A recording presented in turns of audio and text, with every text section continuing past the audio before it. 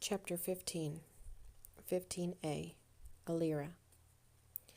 Fenton and I busied ourselves outside for days, awaiting the return of the rescue party. The air was now so dry and hot that we would make several trips back inside for drinks and respite. The siren stone was still not an option in my eyes. I dreaded the message that would come with it. Cadence ran around the gardens, chasing butterflies as flowers bloomed heavily at her feet, in turn attracting more butterflies to the area. Well into the fourth day of waiting, a carriage could be heard coming up the road. As it drew near, we recognized the familiar crew of Cosmic Eye.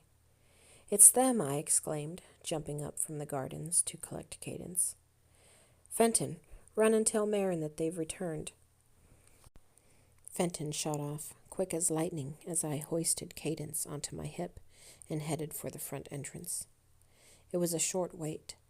Braxton brought the carriage to a smooth stop before us. He looked weathered and exhausted, but shot me a beaming smile of reassurance.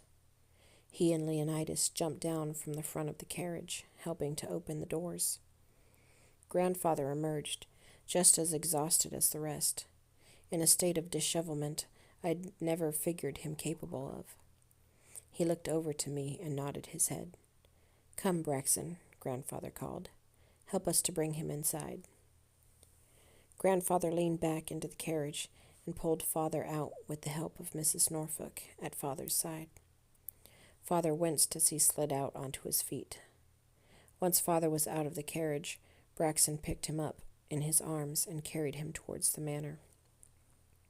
"Father," I called in disbelief, "is it really you?" Heavy tears fell from my eyes, blinding me momentarily. I blinked furiously and pushed them away.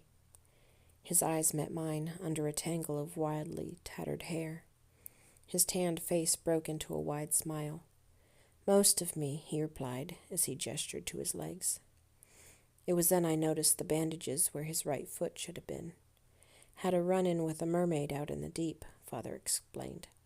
"Had to cut my foot off to escape. But the tale can wait." Braxton continued to carry Father over the threshold and to one of the empty rooms. Fenton returned with Marin, who carried fresh bandages and a pail of water. Braxton carefully placed Father on the bed before retreating for a well-deserved rest. I stood in the doorway as Marin dressed and reapplied bandages. "Sit here by me, Alira. And this must be little Cadence," Father surmised. "Your grandfather has brought me up on the latest events since I have been away." I sat down beside Father, who immediately wrapped me in his arms. Tears fell once more, then a torrential downpour, which led to an uncomfortable wailing from within me. Almost a year and a half had passed since we got the news of Prince Garrett's ship going down. We grieved Father, then shortly thereafter lost Mother, and a kidnapped brother.